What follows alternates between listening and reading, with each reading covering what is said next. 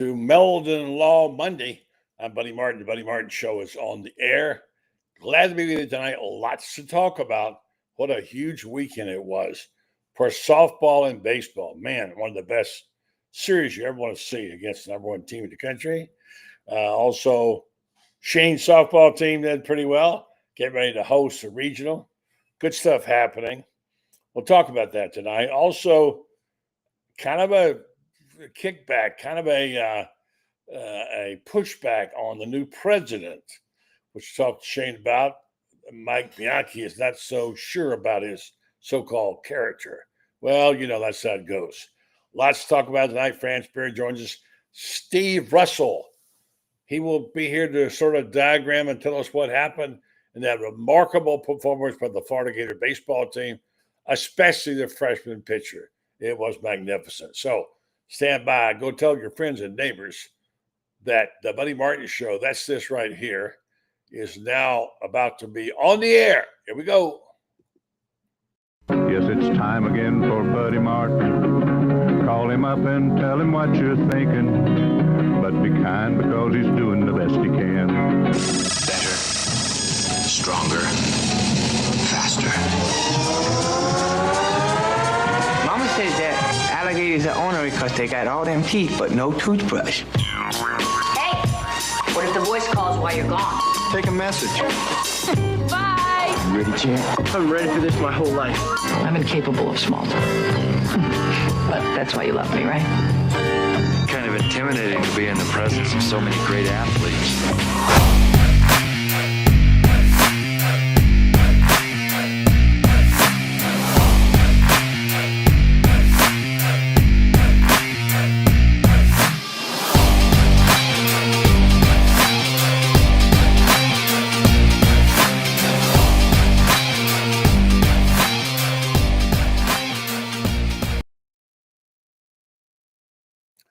Evening, welcome to the show. This hat has special significance. We'll see if anybody has any idea what it stands for, but we'll just leave that right there for you to chew on all night long. I bet you aren't going to get it. It doesn't say Florida does it, but it is orange and blue. It was quite the weekend. I think it's been a long time since we've seen a kind of character and the kind of guts and the team like this. Oh, wait a minute. It was a basketball team. There is a similarity here, stick with me, between how this baseball team is winning late in the season, nail biters like another team we know, which we saw all basketball season, and just when everybody counted them out, voila, they're back. And they could be hosting a regional. The Florida Gator baseball team should have won 3. Should have been a sweep, and they said they got a series against Texas, number 1 team in the nation. Now, I know this guy has a lot more experience in things like this, that he's played at the highest level. But I can tell you what it's like to be a freshman, standing on the mound against a team when you're unknown and being scared to death you can't throw strikes.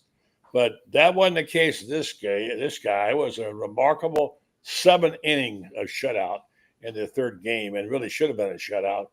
Shane, not sure how much you got to see of that baseball series. It was a good one. Good evening to Shane Matthews, the host of Podup and Matthews. Yeah, I'm kind of disagree with what you just said, buddy. There's no comparison between the basketball and the baseball team because the basketball team was dominant the whole year. Mm-hmm. Baseball team's playing well. Aidan King had a tremendous game Sunday for a freshman, but he's really not a freshman anymore. I think what Sully and the players have done has been remarkable to go 12-3 in their last 15 conference games, and hopefully they can find a way to win the series or sweep Alabama and continue their role. I mean, it's great they're winning, but I have a hard time. I thought the basketball team was dominant the whole year. Well, I can take you back to some real nail biters where they were down quite a bit. One, of course, they didn't come back when I was Georgia. They were, I'm not saying they're the same caliber of teams.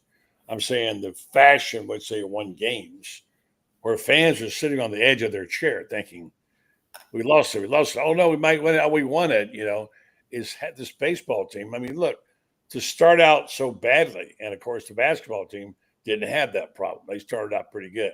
Start out 1-11 and come back and be in a contention now. They are, by the way, officially ranked now. Let's see what the rankings are. I got it here someplace. They're ranked at 21 by USA Today and 23 in D1 baseball. And they're probably going to host, it looks like here. They got the series against Alabama. I think the nerve-wracking aspect from the fan, and you tend to not get into that as much as others of us do, when you just see a team like this, you think, oh my gosh, are they going to blow this game? They had the bases loaded last night. It's just the way they're winning their games that's so tense and so impressive, and having young players come through, like you mentioned, Aidan King. I know what it's like, Shane. I'll never know what it's like for you to start a football game and play the way you played. I do know what it's like to stand on the mound as a freshman with Florida blazing across your chest as a pitcher and throw a ball game and sit there and think, I hope I get across the plate. And it's nerve-wracking. And I was lucky to win the game I pitched. But certainly I would never compare myself to Aidan King.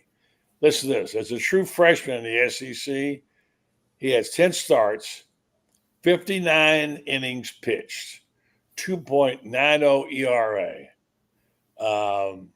It's a batting average, opponent's batting average is 218. So it's amazing. This is really why isn't he in the conversation? Maybe he is for SEC Freshman of the Year. I couldn't tell you the answer to that. I don't follow baseball enough, and I'm sure there's tons of freshmen that are having pretty decent years. But he's been great. But buddy, when you compare yourself, being nervous or whatever on the mound for the Gators, that was your first start, right? I mean, I think any athlete, regardless if you're a 12-year vet in the NFL or a freshman or rookie, whatever, you always have butterflies, no matter how old you are, how much you've played. But you get more comfortable the more you play, right? Yeah. And they always talk about this guy was a rookie. Well, after you play 7 or 8 games, you're not a rookie anymore. Mm-hmm.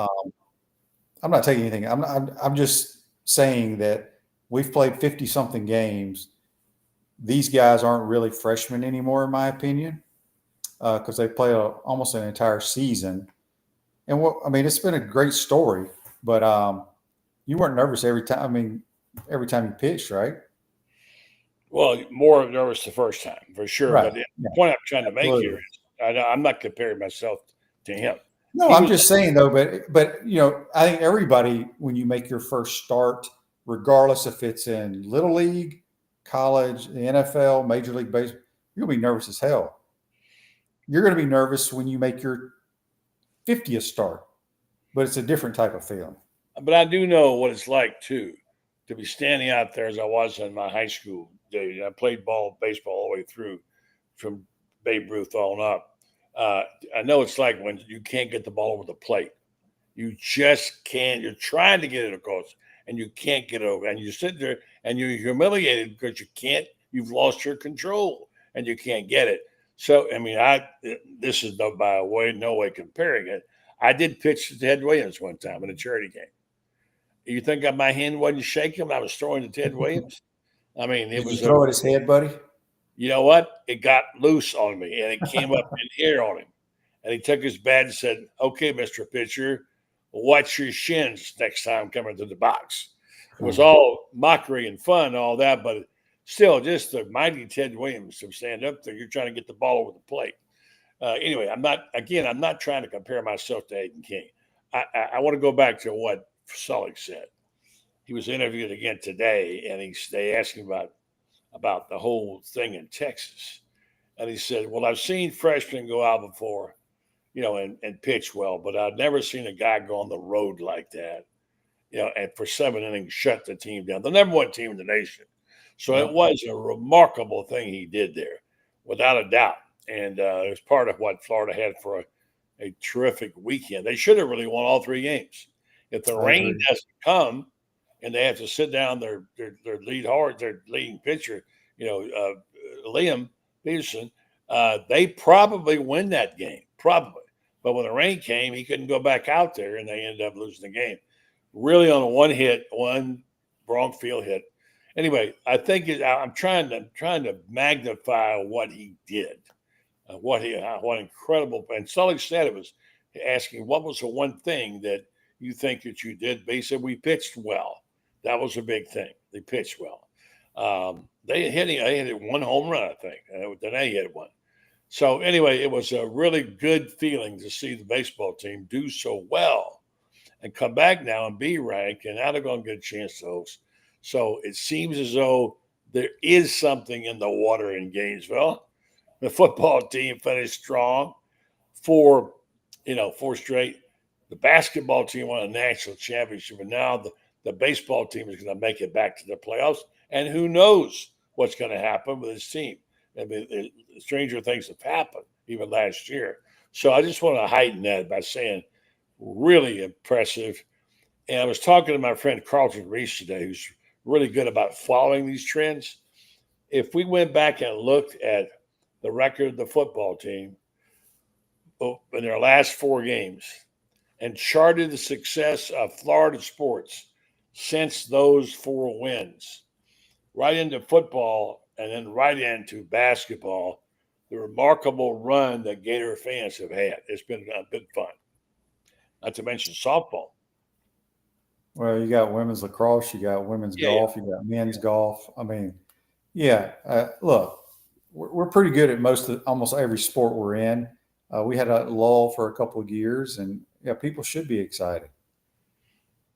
Yeah, I don't know what to say on your show this morning. I didn't get a chance to hear it, but it feels like there's something special happening there.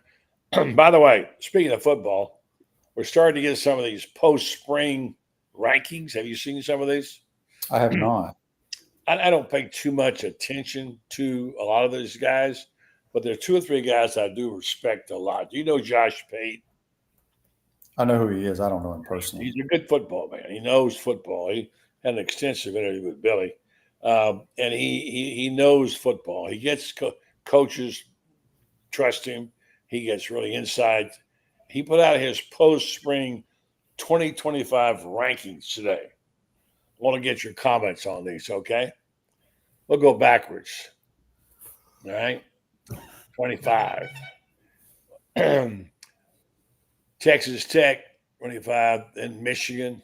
South Carolina, which is low, according to what I've been seeing. Georgia Tech. Ole Miss. Illinois up at 16. Illinois, they seem to be popping up. Texas A&M, Arizona State, Miami down to, what is that? I can't see that number. I think it's 12. And then Georgia, 11. Okay. There's your bottom 25, whatever, your bottom of your top 25. Then you've got next Oklahoma, 10, Florida, number 9, Ohio State, then Oregon, Notre Dame, LSU, which I'm not sure. I believe they're going to finish that high. Alabama's above them. Penn State, Texas, and number 1 team, Clemson. How about that? I think their quarterback's back. He's been there. He's probably going to be a 5-year starter, I guess. Cade Klubnik. I think they got a lot of guys back. I mean, I have no idea about any of those teams, buddy. I think Florida has a chance to be pretty good. I'm surprised Ole Miss is low. I thought their schedule's not as difficult as many SEC teams, and I would put them much higher than that. Okay. But yeah, I mean, Josh Pate probably knows. I mean, he studies these teams and goes and watches tape on. I don't, so I'd go with whatever he said, I guess. Yeah, no, it's just fun to look at it and see what people are saying. I think that's pretty interesting. There, we'll talk more about it as the season progresses. I mean, I don't like to just randomly take any old poll. Some guy puts his name on it, puts it out like, here's my top 25. Who cares? You know what I mean? I don't care. If Shane Matthews has it, that's different. I said on my show the other day, the 3 teams that intrigued me the most in the Southeastern Conference this coming year that kind of fly under the radar are Florida, Oklahoma, and Auburn. I think Oklahoma with Venables going and taking over the defense, bringing in a new offensive coordinator with his quarterback who put up huge numbers at Washington State. He's a really good player. And then I think Auburn is loaded at wide receiver. They had tons of true freshmen that were studs last year. They got in the top receiver out of the portal from Georgia Tech. They got a quarterback that knows how to play a little bit. And they're always good. They've been good on defense. I just think Auburn's going to surprise some people this year. And then obviously I hear that. Yeah, I hear a little Auburn talk on chatter going back and forth. And I agree with you. Ole Miss might be a little too low on this particular poll. South Carolina's getting a lot of run. In this poll, they're all the way down to 17, what did I say, or 18, whatever they are. But they're getting a lot of run for a lot of polls. Anyway, we'll have a lot to talk about there. Georgia being that low is surprising. But we'll see. I do think they got it right on Penn State and Texas. And I'm not sure Alabama or LSU, which one I'd take over the other. I think LSU's loaded this year. They probably have, within the SEC, probably the best portal class. They got a lot of good players from other schools that played a lot of football. We'll see. They got a good quarterback, really good skill guys. I don't know about their defense, but I think it could be one of the better LSU teams they've had in a while. You think Nussmeier should be the leading candidate for the Heisman, or should it be Arch? Should it be well, Nussmeier's Garrett's played a lot more football than any of them. Right, he has. I think he's pretty damn good. I don't get caught up in the whole Heisman thing, but I think he's an outstanding quarterback. Yeah. Yeah, so, we're going to talk a little more baseball at the moment about what's ahead. And matter of fact, let's do this while we're doing this. I'm going to go get Steve Russell. He's their boy. He knows more about it than all of us put together, and bring him in and talk a little baseball about what's ahead for these Gators. What a tremendous performance in hell, Steve, how you doing? Say hello to Shane. Hey, guys. Shane here. What's up? How we doing, Steve? Okay, bud. I just want to know, were you as impressed as I was at what happened in Texas, especially with the freshman pitcher? Yes, very impressive. You look at what Florida did. I believe they allowed 8 runs. That's it, and 5 in one game. So against a team like Texas, you give up 8 runs in 3 games, got a really good chance to win. They took 2 of them, did what they had to do. Most people think 13 gets them into a regional. But, buddy, I think if they can take 2 against Alabama here and end up square at 15 and make a run in the SEC tournament, I think they have a shot to host. Now, who knows? Because there's a big log jam of teams within 2 games in the SEC, and Alabama's one of them. So, but the turnaround's been remarkable. They only hit 1 home run this weekend, Steve. Today. Yeah, Texas can pitch. That's the one thing. Texas reminds me of Arkansas last year, because Arkansas could really pitch it, but couldn't really do a lot offensively. Texas reminds me of them a year ago. And I think when you get to the postseason like this, you can't just rely on your pitching. Your hitting has got to complement that. If I'm Texas, I'm a little bit concerned. Yeah, I mean, heck yeah. So it was really fun to watch and exciting baseball games. I've tried to pitch Shane the idea that there's a similarity with all this going on. The excitement of the basketball games coming from behind, excitement of the baseball games coming from behind. I'm not saying that comparing the 2 teams, but the journey is very similar. And then even the football team went in the last 4 of the season.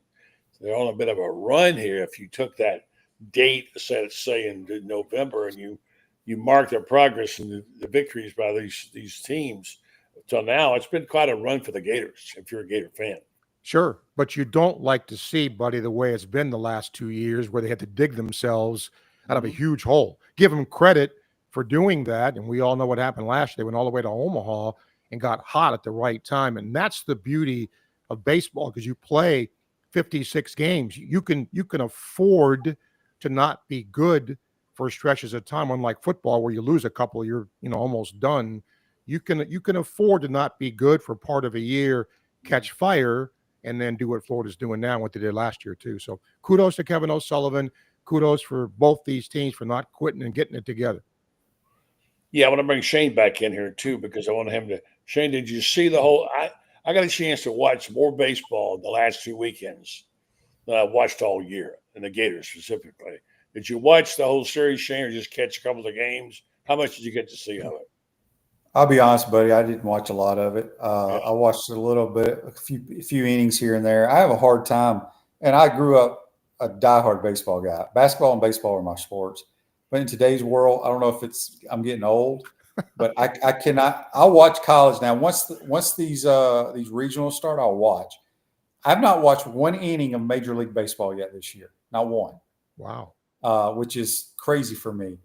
Now I'll throw a softball game on in any minute now because maybe I just love softball more now because it's more fast paced. But to answer your question, I probably saw 3 innings of the Texas series. Well, that was a good one. That was exciting. I'll tell you all the way through. Well, since we're on softball, let's talk about it. What a storybook ending there last weekend, Shane, for Tim Walton and the great celebration and to come out of there beating Oklahoma twice and now going into this regional, going to host a regional and starting Friday, I guess it is. The baseball starts Thursday, right? Yep, Thursday. Yep. And then the softball team is exciting. I mean, the Falvey parade just never ends. I saw her mother on one of our shows the other night. She was delightful. She's a former Seminole, She's from FSU. And what Falvey's done is I get a kick out of her. She has the Shane Matthews heart rate, because she never, all that excitement out in the outfield, everybody's chanting, Falvey, Falvey. She's just stoic.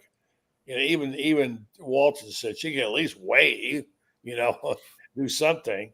But it's been fun to watch that softball team. And I got a shot here. And I'll ask Shane, first of all, you talked to your buddy Tim Walton, and how excited is he about what's happening? Well, look, I mean, what's the old saying, death, taxes, and Gator softball to Oklahoma City? I mean, Tim's been here 20 years, Steve. We've been to the World Series, 15, 16 times? I don't know what it is. It's crazy. This has a chance. I mean, I said at the beginning of the year, I thought this was the best team he was going to have because of the lineup and because of Rothrock. Now, she was out a majority of the season. She has not been the same. She's had glimpses here and there of pitching like she has in the past. And then, Ava Brown's come in and done her job, and then the freshman Red Oxley. But if Rothrock softball is the craziest sport. Yes, you want to get the high seeds so you can host super regionals, all that. But it's going to be the same cast of characters usually in Oklahoma City. However, I think softball's gotten a lot of parity around the country with NIL and just the SEC in general. But if you have that pitcher, you have a chance because they're going to hit.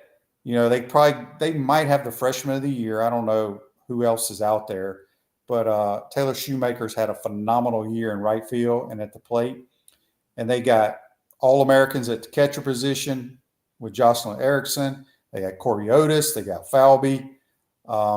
Mia Williams has been the surprise. I mean, she's leading the team in home runs. And she swung the bat like me, you, and Buddy and Steve, all of us last year.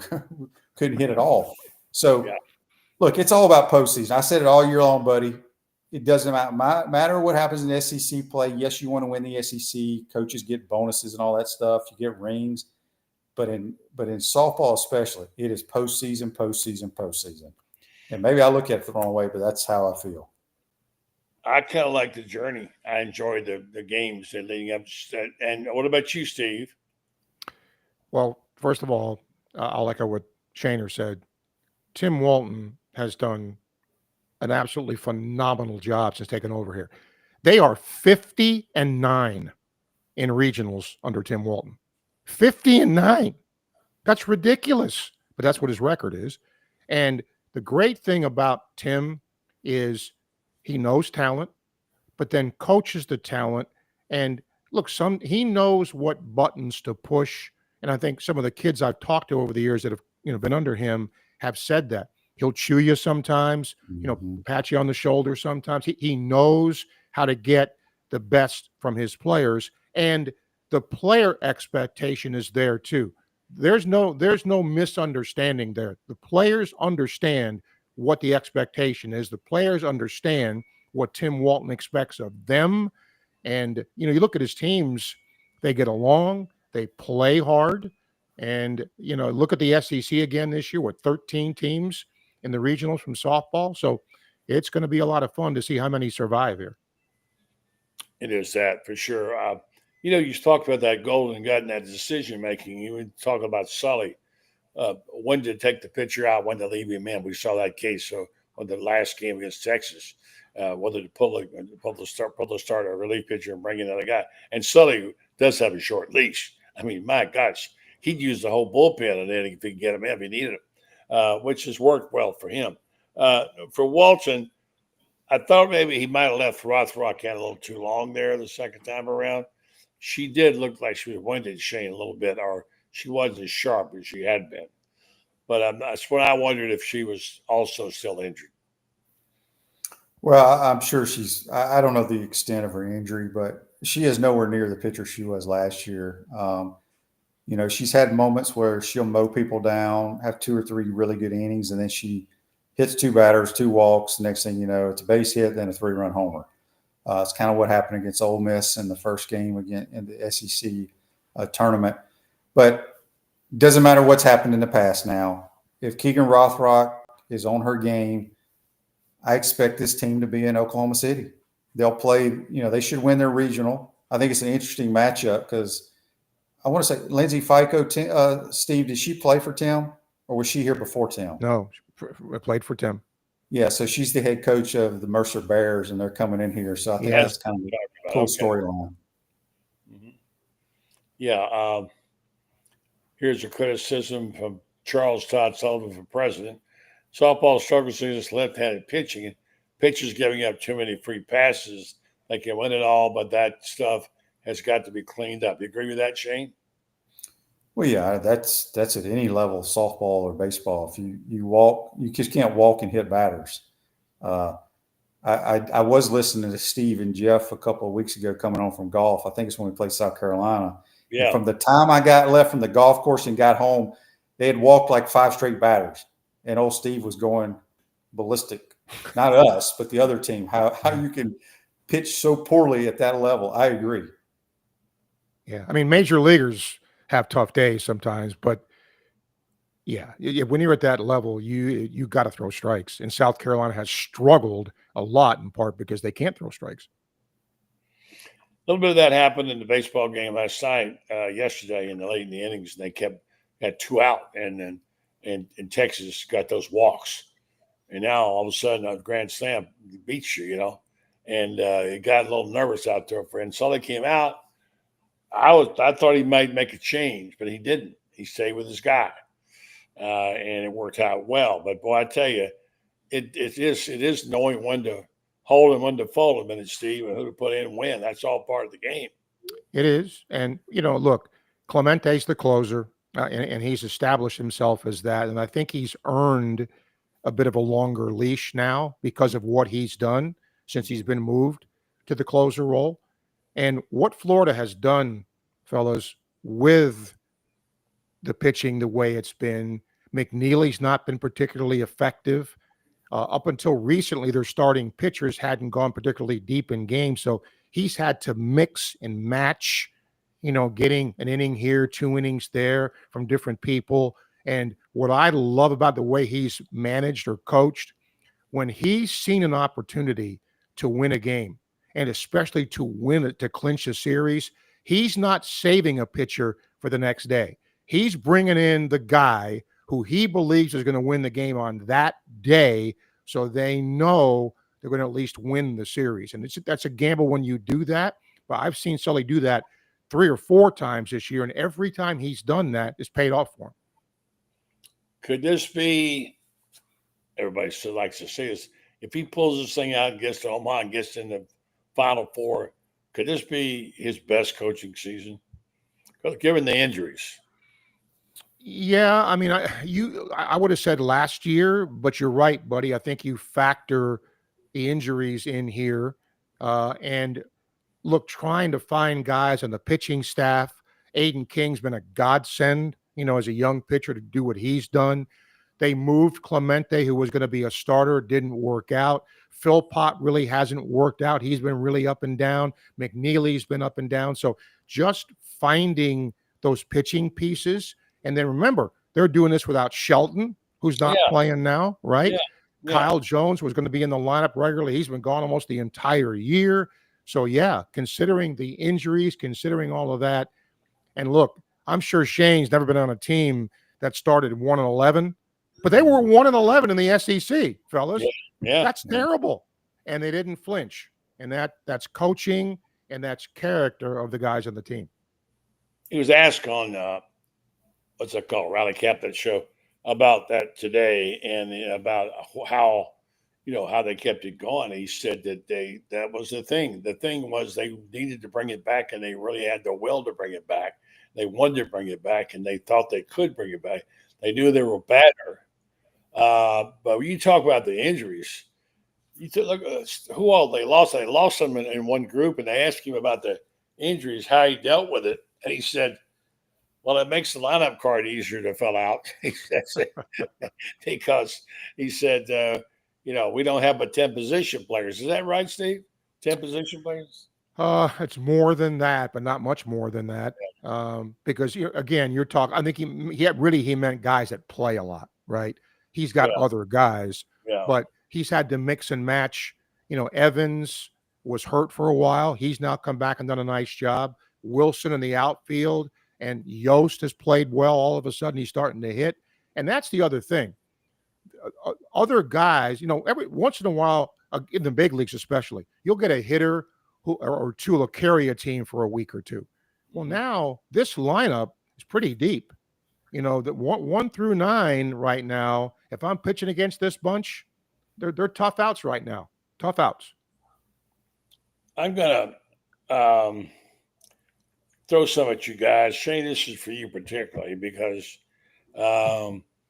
this whole thing with the new president, and I know we talked about a lot on this show, Shane, and you said, hey, as long as the guy likes sports, is willing to give us a fair shake, and realizing that we can't be signing all these out-of-state guys and giving in sports. Anyway, you can say it better than I can. You like it's not about signing the out-of-state. What I said, buddy, is I know nothing about the president. Okay. I hope our new president realizes how important sports are to the college, to the alumni. Yeah, and I talked about the admissions. I've had my rant on Steve's shows many a times about the admissions of legacy and all that stuff. It has nothing to do with out-of-state athletes. It's just about kids that have tremendous grades that have been wanting to come to the University of Florida. Hopefully, they will address that. I know nothing about the president.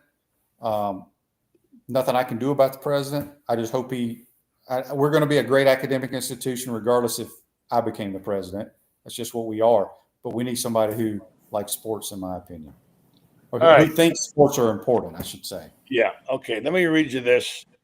I was joined by Franz. This is Mike Bianchi's column today. This is his take on it. Okay.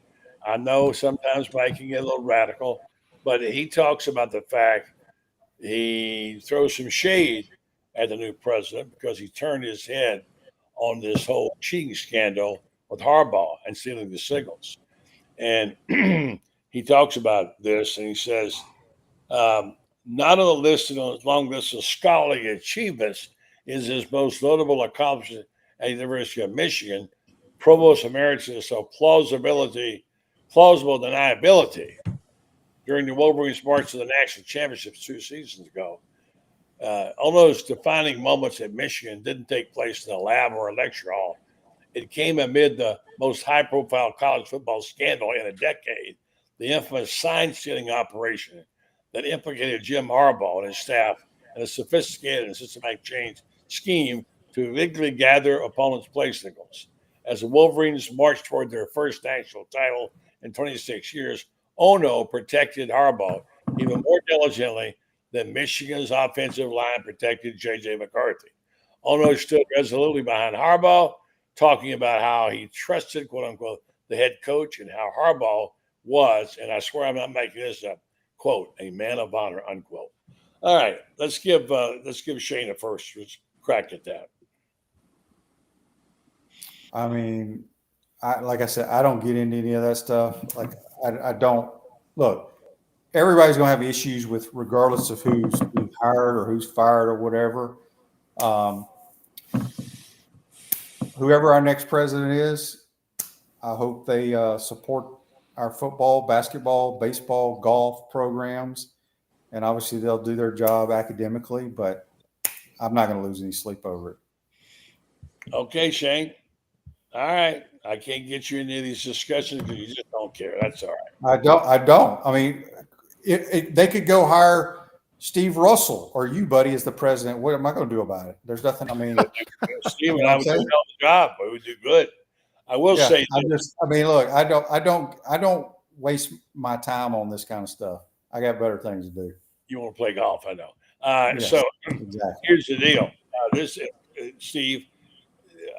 Coincidentally, at the same time, Florida's bragging about setting the team semester GPA record with a 3.48, breaking their previous mark of 3.37 spring GPA set in 2024. The team posted a program best cumulative GPA of 3.46, eclipsing the record of 3.34. I'm impressed because my average wasn't that high.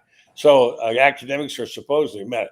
All right, Steve, jump in here on this thing with the president. Give me your thoughts. Well, it's funny. Mikey and I go back a long way. He and I were neighbors at one point in the same subdivision. I've known him a long time, and I agree. I did a similar piece for TV20 that I do with them because I agree with a lot of what he said, and I also echoed some of the same things. First of all, he was only there for 3 years. Why would you choose to leave? Now, I don't know what the money is. I don't know what all that is. But he did turn his back. He did turn a blind eye to everything that Harbaugh was doing when that sign-stealing scandal became public. He did nothing. He did nothing to discipline Harbaugh. He did nothing to discipline the program. Moore just got a 2-game suspension, didn't do anything there either. So is that the right message you want to send?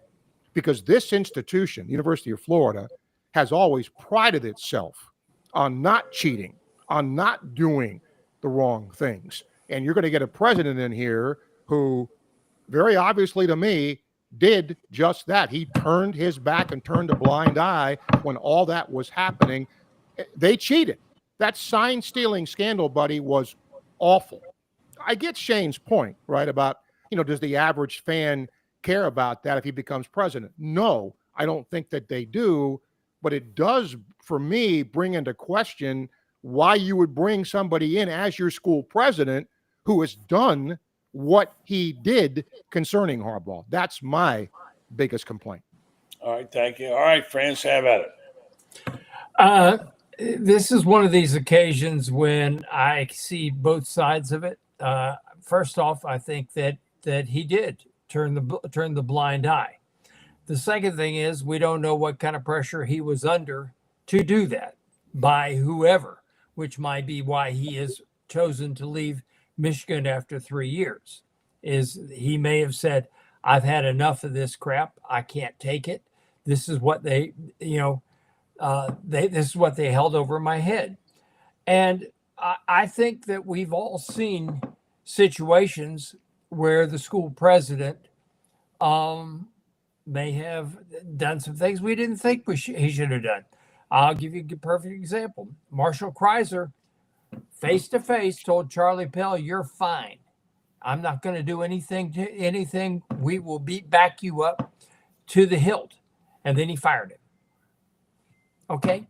So presidents do a lot of things that I agree with you, Steve, that he did. It's blatant cheating, and Florida has prided itself on keeping its nose clean for the last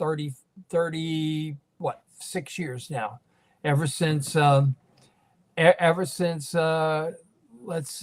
Steve Spurrier came along, that changed everything because Steve won't cheat, and we all know that. He won't even cheat at golf. Shane can tell you that. Oh no, There, nobody cheats at golf. Golf's the greatest sport because you have rules. You don't have to worry about somebody calling holding on touchdown pass. The rules are the rules. well, and let's face it, there's no gimme putt. There's no gimme putts. No, you put everything out. You know, I understand that. You know, we've seen it both ways at the University of Florida. Is this guy? My bigger question would be, did the Board of Trustees ask him about this, and were his answers satisfactory enough that they said, okay? Fair point. I think that's the better question here. And the second question, again, I would go back to this. What kind of pressure was he under? Was he blatantly saying, okay, I didn't see, was he doing a Sergeant Schultz? I see nothing, you know, or was he did he kind of have it held over his head? You will not do this, or else we will ruin you forever. Do boosters do stuff like that? Oh, you bet your boots they do. So I don't know. Again, it's one of these 6 of one, half dozen of the other things. I'd like to know, did the Board of Trustees ask him the questions? That would satisfy me, because if the Board of Trustees asked him the questions and he gave them satisfactory answers, then okay, we're good with it. If he told them, hell yeah, I turned my back on it, and they took him on, then we got a problem. All right, that's good. All right, I'm gonna let Shane go get his milk and cookies. I know also Steve's got to get out of here. Just gonna be me and you talk a little hoops, Franz, here for a minute, talking about Todd Golden's latest comments and how we're looking back on his success and what that's all about, and also the book you're working on. So let me say goodnight. Shane, who you got on the show tomorrow? You, buddy. Bring your A game, buddy. I got you. I'll have it. Everyone. You know, there's something wrong with our schedule. I keep you awake at night, keeping you up, and you get me up early in the morning to do your show. You're the only person in the world that has a talk show this late at night. Some of us go to bed early, buddy. No, it's not true. There are others that have one, but I'm teasing you. Not everybody goes to bed at 9 o'clock at night. You're Johnny Carson's sports talk show. Well, I don't want to be the Today Show. Wake up at 6 either. But I'll see you in the morning. Glad to be on. All right. Thank see you, you guys. Take care. See you, Shaner. All right, buddy. Steve, thank you. Thank you, Steve. Okay. Before you go, one more final thought. Sure. On the baseball team and where this thing stands. You called a lot of games and you've seen all this team well, Sully. This to me is a very exciting season. Am I wrong about that? Because it seems to me like the excitement they brought. I mean, just think about what they did. They started the season at 1-11. They just beat Texas 2 out of 3. They should have beaten all 3, but they won that other game if it hadn't rained. Maybe it's very possible, right? Yes. Oh, it's been an exciting season. Let me think of a better word. It's been an up and down season, obviously, like last year was, but it's not how you start, buddy. It's how you finish. Mm-hmm. And right now, Florida, just like last year, is finishing in the right way. I'm doing the Alabama series this weekend, and I don't sell Alabama short. They've got a kid who's got 15 saves in the bullpen, and he doesn't throw like 90 miles an hour. Osney's his name. And they can hit the ball, and their coach, they play like their coach. They play tough, very hard. I hope they won't, but Alabama's also fighting for position in the league. They're fighting to host a regional as well. So they've got a lot to play for here, as does Florida. Steve, I got a question I need to ask you. We've been around basically about the same amount of time here in Gainesville. Do you remember in the SEC a turnaround like this ever by any team? I can't remember one. You know, somebody asked me that the other day, and top of my head, Franz, I would say no. I can't, not 1-11. You know, you might have started out 5-10 or something and gotten better, but not 1-11. No, I don't ever remember that happening. And the other side of this coin, fellas, is what happened to Texas A&M. They were preseason ranked number 1 in a lot of polls, and Missouri just swept them for their first 3 wins of the SEC and probably knocked them out of a regional, short of winning the SEC tournament. A stunning turnaround the other way around. The team that was the preseason number 1 for everybody. Yeah, right. That's what I'm saying. Steve Russell, Steve, what's the name of your show? So tell people how to find it. Sure. It is Sportscene podcast. We do that Mondays and Fridays at noon. And Cardozo and I tomorrow at 11 o'clock, we'll do our On Deck show, our podcast. We'll talk baseball. We'll talk a little softball as we do every week. Enjoy doing that with Jeff. We'll do that tomorrow. Steve Russell, thank you, buddy. Sure appreciate it. Anytime, buddy. Franz, good to see you, buddy. Good to see you too, Steve. Okay, we'll see you, fellas. All right. And meanwhile, I forgot to do commercials.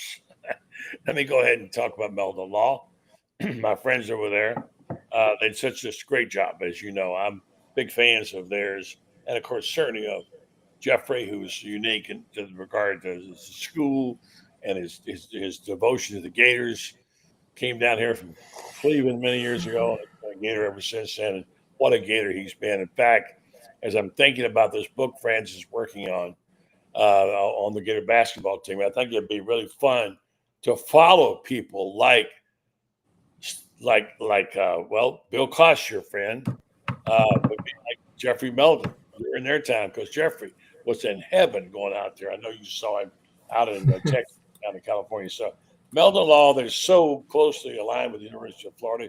You almost forget they do practice law. They do, and they're very good at what they do. And I would encourage you, if you have a need, there are 4 locations to serve you. Meldon Law, College Gainesville, Wilson, and Lake City. Meldon Law, they won't back down. I want to say one thing about Jeffrey. Jeffrey is as good a human being as you'll find. And if you're looking, for some lawyer who'll cut corners, don't go see him. If you're looking for a guy that's a good human being that'll treat you right, that's who you need to see. Good to say. Good. Thank you for that. I want to say 2 things. First of all, Walter Clayton has official measurements now for the draft. Not that this is any big surprise.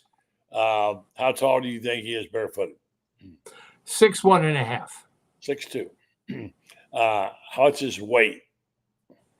Probably 205. Close to 199. He has a 6.4 wingspan and an 8.5 inch foot standing reach. So there's that. And just checking in because we're going to be watching in the NBA soon. And then I want to talk to you about gold.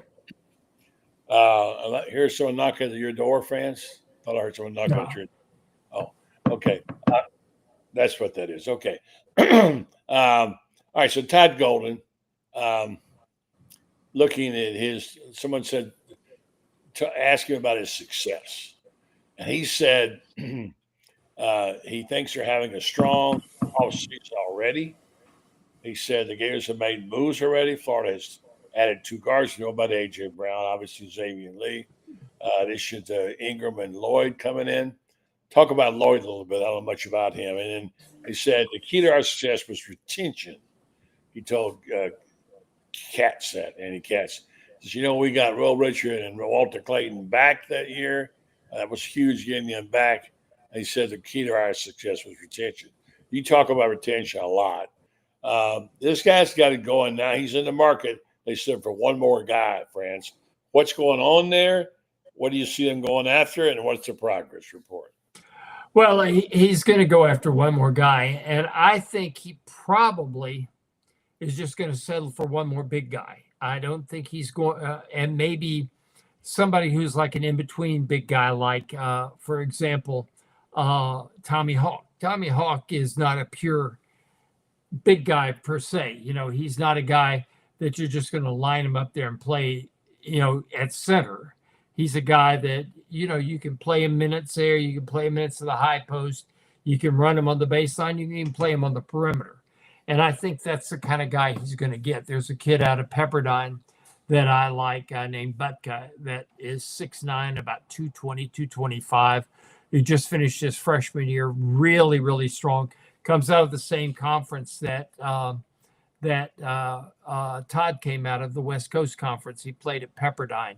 So I think that's a guy that they're looking very strongly at. And I think they could pick up more than just one guy. I think depends on what happens with international kids in the draft. I know there's a big Serbian kid they've been looking at who's I've seen him everywhere from in the first round to not drafted at all. He's a guy, Ben Henshaw, a kid out of Australia, another one, and he's another guy that's kind of like Tommy Hawk, 6'8", maybe 215. Strong kid, can play a lot of places. Just plug him in and play him, and he'll be there. I think that they've decided that they are going to be good at the point. I think they think Klavjar can play the point. I think that they really believe in this kid Alex Lloyd coming in, that he can play the point. Alex Lloyd is going to astonish you at how much you're going to be thinking this could be the next Walter Clayton here. He's a guy that can make shots that you can't, the kind of shots that you used to, that, kind of reminds me of when Monty Tao was playing at North Carolina State. Norm Sloan would say, "Don't you, what a great shot you just made." Todd Golden had, I think, that same effect with Walter. I think he looked at Walter sometimes and thought, "Don't you? Oh my gosh, he made it!" Type of thing. Because these guys have such supreme confidence in their shot making ability, buddy, that their brain is the only thing that knows whether it's a good shot or not. You and I looking at it might think that's a terrible shot. And as many basketball games as we've seen, as many shots as we've seen thrown up there, we would say a lot of the shots Walter threw up there were bad shots and they went in. But that's what great shot makers do. They make the good shots look easy. They make the bad shots go in. And this is a kid that can do that. You got CJ Ingram in there, who I'm convinced is not finished growing. He's not shaving yet. He's just barely 18. He's 6'6.5", almost 6'7". Dean Smith told me once, and I've paid attention to it, Billy Donovan also said the same thing to me, that if a kid's shaving, he's stopped growing. If he's not shaving, he's still got growth in him. CJ he's not anywhere close to shaving. I mean, my goodness, his idea of shaving would be taking a washcloth and some soap to his face. But he's 6'6", 6'7", buddy. And he is a guy that's just all over the court. He will show up where the basketball is, and he'll find ways to put it in the basket. He'll find ways to come up with the loose ball. He'll get the rebounds, etc. So I like the guys that Todd's got. Now, you mentioned the word retention. I think Condon's coming back. Unless Condon shows up at the combine and goes lights out and moves into that top 20 to 24 pick, I say Condon is coming back. Ruben's coming back. Don't worry about Ruben. He's coming back. He's just there to get the experience, go and get some better guys and really get some understanding of what he needs to do to take the next steps. I think Condon isn't ready to leave college yet. I think he and Tommy want to go out together. I think they're there. I think they're that close of friends, and I think they want to go out together. And I think that those two guys, along with Ruben and along with Micah, those four in particular, I think those four guys have looked at each other and say, everybody talked about the perimeter getting it done last year. and that's why we won it. Why not win it this year because of the big guys? Time for one more before we have to go. And I want to say that, don't know if you've seen these preseason polls. Most recent one I saw in basketball was that Florida picked ninth. Thought that was interesting in view of the fact of what I saw today also in football with Josh Pate. I mentioned this to Shane earlier. I don't really follow too many preseason rankings. Someone gets they post up, they get a Facebook page, they post their rankings like I care. But this is from Josh Pate. I thought this was very interesting. He posts his 2025 rankings. And you might be surprised at a couple of them. He didn't have either Miami or Georgia in the top, in the first 10, or even Ole Miss, by the way, just so you know. But the teams he does have, number one is Clemson, which is kind of a surprise. Number two is Texas. Not a surprise. 3, Penn State seems to be picked by a lot of people. Alabama's 4th, which that sounds a little high to me. LSU is 5th. It still might be a little high. Notre Dame is 6th. Oregon is 7th. Ohio State 8th. That's pretty low for what I've seen. Florida 9, and Oklahoma 10. So that would make Florida in the preseason polls in football and basketball 9th in both. You know something, buddy? I can agree with a lot of what he's saying because Clemson's got Cade Klubnik back, extraordinary quarterback. Texas has Manning and Eli Manning, whatever his name is. I can't even remember it. There's so many of them. Arch. Okay. Arch, Eli, Peyton, you name it. It's a Manning. Okay. But you look at who doesn't have, Georgia doesn't have a starting quarterback coming back. I don't think Alabama's got a starting quarterback coming back. Ohio State doesn't have a starting quarterback coming back. I'm not so, Garrett Nussmeier, the Gators sacked him 6 times last year, and that was with supposedly the best offensive line in the country. And this year they're rebuilding the offensive line. I don't think they beat Florida this year. Florida's got a lot of good things going for them. Miami's got Carson Beck. I'm not sold on Carson Beck. You've heard me over the years. I've never been sold on Carson Beck. I think I think it's a time that I would use the word ripe. I think the time is ripe for Florida to make a move. And okay, here's the thing. We got 30 seconds, France. Where we at here? Go ahead. Here's the thing that I would find that's interesting. Billy has built the team from the ground up. How did Todd build his team? From the ground up. You just add a transfer or two here and there to fill in the blanks. So very, very similar approach. Big payoff a lot quicker than Billy has, but say could be. All right, we'll wrap it up right there, Francis. Great stuff as usual. Don't forget, check him out on GatorBayMedia.com. We'll talk more about the books coming up. I talked to our buddy tonight. He's excited about this book on basketball, which Franz will be doing, man. Thanks a lot, Francis. Have a good night, Thanks. brother. Bye. All right, Franz Beard. Gives me just enough time to tell you folks about Titan MRI.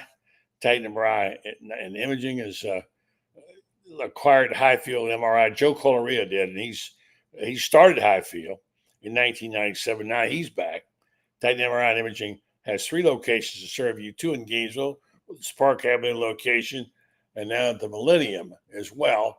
Titan MRI can take care of your needs with your CAT scans, of course, with your MRIs. They accept insurance, and through their convenient self-pay plan, you can make a plan for yourself so you can handle it if you don't have the insurance. So I want to be sure and let you know about that. Self-pay options. They offer MRIs, CAT scans, X-rays, ultrasounds, easy scheduling with lots of options, including evenings. Large MRI machines for patient comfort, no ERs, no hospitals. Titan MRI and Imaging location near you if you're in Northwest Florida. I want to thank our guests tonight for the usual Monday night lineup. Tomorrow night, Lauren Meadows will be here. Want to be sure and check him out. He always does a good show. He's got to go in tomorrow night. And I want to thank you for listening and watching, and thank all of our sponsors. Have a great night, folks.